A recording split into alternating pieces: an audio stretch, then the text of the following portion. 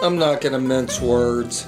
My friend Frank Hyder is a pretty dang good artist.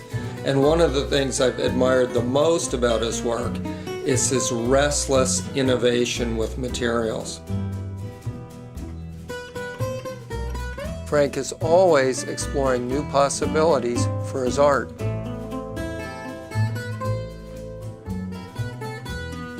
And this quality becomes abundantly clear when you see his new show at the Projects Gallery. In recent years, Frank has been splitting his time between Philadelphia and a city which has become one of the great art centers of the world. I've been spending the last 2 years an enormous amount of time in Miami and getting acclimated to a new studio and a new environment and meeting new artists and talking to people and seeing things. And one of the dynamic parts of Miami, it is without question the greatest street art I've ever seen, and every building is just covered with amazing, complex, interesting paintings. People go around and put up some part of a painting and someone else comes along and adds to it and then starts repainting it. And what happens is that some of these things take on almost an organic quality. And I noticed that that was a little bit like what was going on in my own work. And I said to myself, that's really a kind of an interesting thing, that I'm being affected by something that I just walk by on a daily basis. What you think you see when you look at one of Frank's artworks is often very different from what it really is. These may look like paint on a white surface, but they're a lot more complicated than that. This is a big sheet of mylar, right? So if you put this against the window, you could actually see through it, light would go through it. Then this is a digital print that I've made on tracing paper. I cut the print out and paste it straight onto the mylar first. And then I start to draw the landscape in relation to the cuts. I have no idea what it's going to look like until I start doing it. So it's really an improv piece, okay? Then I start painting back into the digital print.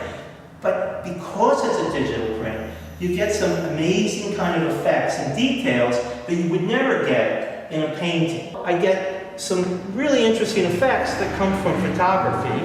I get some really interesting effects that come from painting.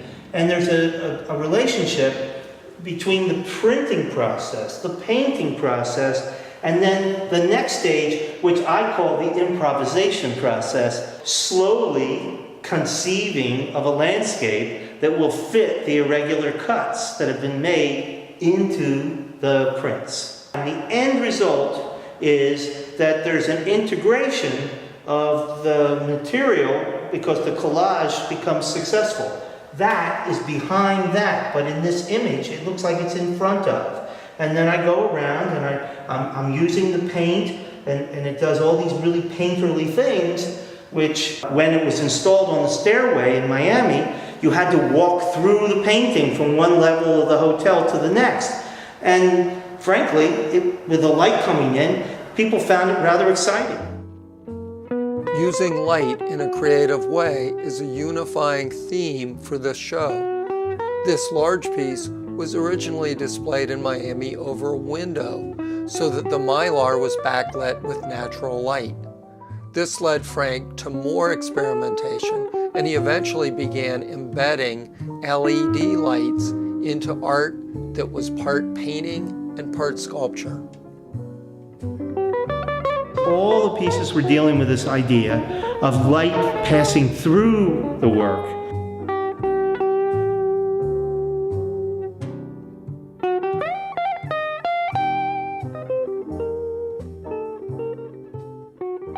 The other issue was the idea that color and black and white were really in a kind of dynamic situation. I'm very much interested in the human connection to landscape and a dynamic that is positive and works. And I think when you look at these paintings, the color of these heads, which are vivid and ritualistic and clearly refer to native paint styles, at the same time, the fact that the landscape is in black and white it brings the landscape back into focus. If it's not in harmony with the figure, we're in disharmony with nature. And I think that as a theme and as an idea starts to get at the core of my interest in work. And if there's any kind of mysticism or magic that I'm looking for, it's in that poetry that exists between the natural world, the metaphysical world, the spiritual world, and the real world that we live in, the modern world. And in the end, when someone asks me what do I call it the frontier. The frontier is metaphorical. On one level, I'm referring to the fact that it's as if you've come to the edge of the forest and you're right on the edge of a new land, and you look into the forest and the face of the people in the forest looks back at you.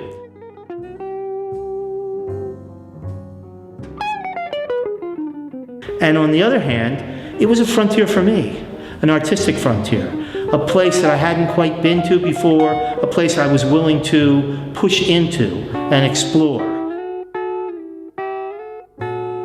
Well, Frank, my friend, please never stop exploring, because what you come up with is simply breathtaking. Thanks for another great show.